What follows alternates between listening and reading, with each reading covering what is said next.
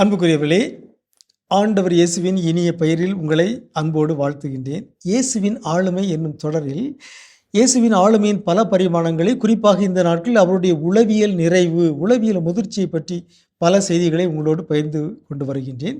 இன்று இயேசுவின் உணர்வு மேலாண்மை, ஆங்கிலத்தில் இமோஷனல் மேனேஜ்மெண்ட் என்று சொல்கிறார்கள். உணர்வுகளை நாம் மேலாண்மை செய்ய வேண்டும். நம்முடைய வாழ்வில் பலவிதமான உணர்வுகள் இருக்கின்றன. உணர்வுகளையே நாம் இரண்டு வகையாக பிரிக்கலாம்: பாசிட்டிவ் இமோஷன்ஸ், நெகட்டிவ் இமோஷன்ஸ். நேர்மறை உணர்வுகள், எதிர்மறை உணர்வுகள். இவற்றில் எதிர்மறை உணர்வுகள் தான் நமக்கு பல சிக்கல்களை தருகின்றன, நம்மை அச்சுறுத்துகின்றன. பொதுவாக இந்த எதிர்மறை உணர்வுகளை 6 வகையாக பிரிக்கலாம்: அச்சம், கவலை, கோபம், துயரம், அவமானம், ஏக்கம். இதுதான் டாமினன்ட் நெகட்டிவ் இமோஷன்ஸ் என்று அழைக்கப்படுகின்றன. ஆகவே இந்த உணர்வுகளை நாம் கையாள கற்றுக்கொள்ள வேண்டும். இந்த உணர்வுகள் நம்மிடம் இருக்கின்றன என்பதை முதலில் உணர வேண்டும், செல்ஃப் அவேர்னஸ். அவற்றை ஏற்றுக்கொள்ள வேண்டும், அக்செப்டன்ஸ்.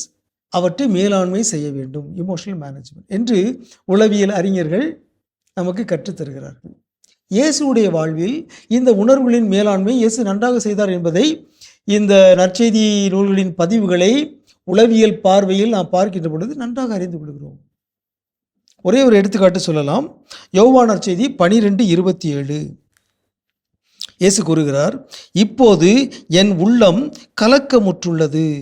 நான் என்ன சொல்வேன்? தந்தையே, இந்த நேரத்திலிருந்து என்னை காப்பாற்றும் என்பேனா? இல்லை, இதற்காகத்தானே இந்நேரம் வரை வாழ்ந்திருக்கிறேன் என்று கூறுகிறார். ரொம்ப வியப்பான ஒரு செய்தி பாருங்கள். இயேசுடைய உள்ளம் கலக்கமுற்றுள்ளது. ஆகவே கலக்கம் என்பது ஒரு மிகப்பெரிய ஒரு எதிர்மறை உணர்வு. சாவுக்குரிய கலக்கம் என்று இன்னொரு இடத்தில் சொல்லப்பட்டிருக்கிறது. அவர் சாகப் போகிறார். ஆகவே அவருக்கு மன அழுத்தம், மனச்சோர்வு, டிப்ரெஷன். ஆனால் இயேசு அதை எப்படி கையாளுகிறார் பாருங்க. தந்தையை, இந்த நேரத்தில் என்னை காப்பாற்றும் என்று சொல்வேனா? இல்லை, இதற்காகத்தானே இந்நேரம் வரை வாழ்ந்திருக்கிறேன் என்று சொல்கிறார். ஆகவே இதை நான் ஏற்றுக்கொள்ளுகிறேன். இயேசு இந்த கலக்கத்தை ஏற்றுக்கொள்ளுகிறார். இயேசு துயரங்களை ஏற்றுக்கொள்ளுகிறார். இயேசு சிலுவையை ஏற்றுக்கொள்ளுகிறார். இயேசு அவமானத்தை ஏற்றுக்கொள்ளுகிறார். ஆகவே உணர்வுகளின் மேலாண்மையில் 3 பகுதிகள் இருக்கின்றன: உணர்வுகளை அறிதல், உணர்வுகளை ஏற்றுக்கொள்ளல், உணர்வுகளை கையாளுதல், மேலாண்மை செய்தல். இயேசு இந்த 3ஐயும் செய்கிறார். அவருடைய உள்ளம் கலக்கமுற்றிருக்கிறது என்பதை அவர் அறிகிறார். அதை நான் ஏற்றுக்கொள்கிறேன், இதற்காகத்தான் நான் வந்திருக்கிறேன் என்று அவர் தனியே சொல்கிறார். அந்த கலக்கத்தை மீறி அவர் இறைவேண்டல் செய்கிறார்.